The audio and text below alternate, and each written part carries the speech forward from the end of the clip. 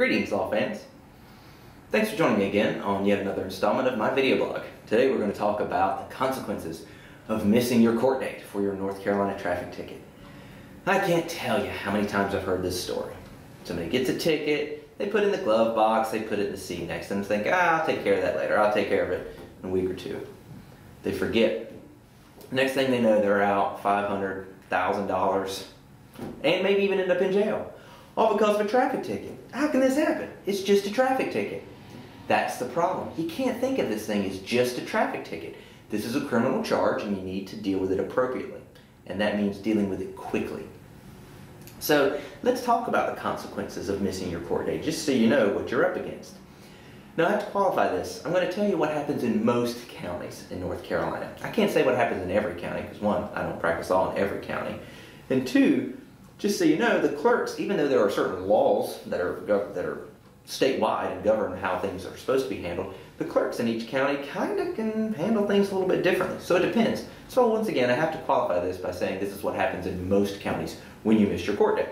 So it depends on the level of the ticket. First we'll talk about infractions. Now what's an infraction? Really it just means a low-level charge. It's about as low as it gets in North Carolina. For speeding tickets, we're talking about 15 miles per hour over the speed limit or less. That's going to be an infraction. If it's an infraction and you miss your court date, then it's generally put in what's called the 20-day drawer.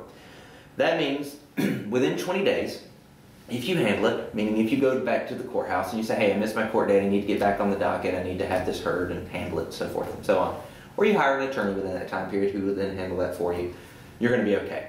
If you miss that 20-day deadline, though, something really bad happens. You have what is called an FTA, a failure to appear, that is entered against you. That is sent to DMV. Now, two things happen there. One, once you have an FTA, your costs of handling that ticket are going to increase with the clerk by $200. That means in addition to what you're going to pay to handle the ticket, the cost of court and fine, which is generally going to be around the $200 plus level, in addition to that, you're going to pay an extra $200 for the FTA. So you just doubled your costs there. Horrible situation. Not good. What will also happen, though, after that 20 days is DMV is notified, and DMV will then send you a letter explaining, hey, you haven't taken care of this ticket, so we're going to revoke your license indefinitely by this date if you don't handle it, until you handle it.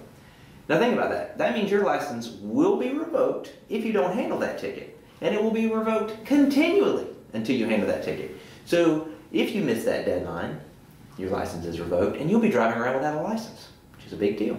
Kind of illegal. Not kind of illegal. It really is illegal. I have to watch what I say there. Bad situation. You don't want to be in this situation. What's really scary about that is even a seatbelt ticket can result in a revocation of your license if it's FTA'd. Even a seatbelt ticket. And all you have to do on a seatbelt ticket is just pay it off. So you can't forget about these things. You can't think about them as just a ticket. It's a criminal charge. You got to deal with it. Now what happens if it's a slightly more serious charge, a misdemeanor? It's the next level after infraction.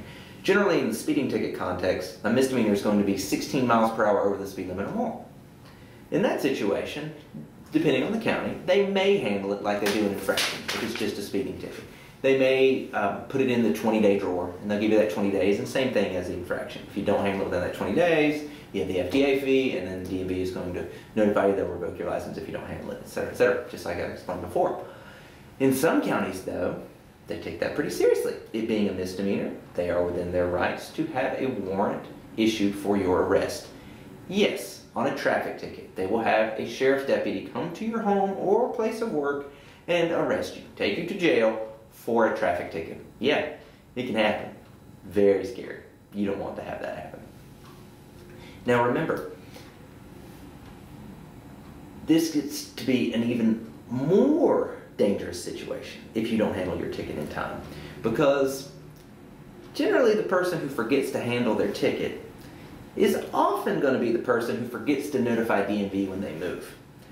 Now when you have those two situations, which happens way more than you think, then when they miss their court date and that letter is sent from DMV, the letter is sent to the address on their license. If they haven't notified DMV they've moved, they never get that letter.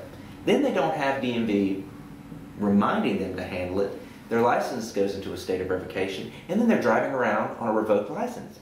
Then they don't find out until they get pulled over again for whatever reason, and that happens a lot. And then they find out they're driving on a revoked license, and they are charged with driving while license revoked, which is a Class 2 misdemeanor, and you can go to jail for that. Not just going to jail prior to hearing, but you can have a jail sentence issued for you for a driving while license revoked. It's crazy. Just because of a traffic ticket.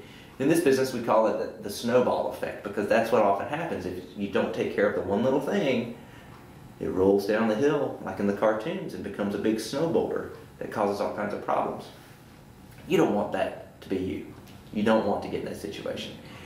You want to take care of this. So, if you have a traffic ticket in Orange, Chatham, Wake, Durham, or Alamance County, who are you going to call?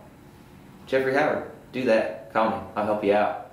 919-929-2992. That's 919-929-2992. It's all 9s and 2s, really, except for the area code. Just 9s and 1s, but you get it. Thanks again for joining me. I appreciate it. Come on back now, you hear?